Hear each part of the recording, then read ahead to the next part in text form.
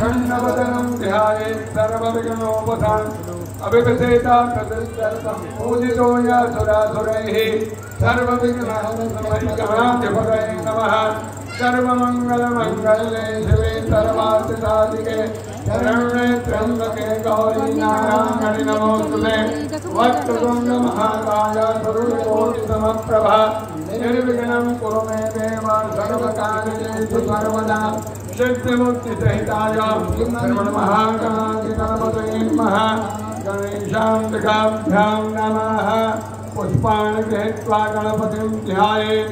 ॐ प्रणम्य शिरसा देवं गौरीपुत्रं विनायकं भक्तावास स्मरे नित्यं आयुष्कामार्थसिद्धये।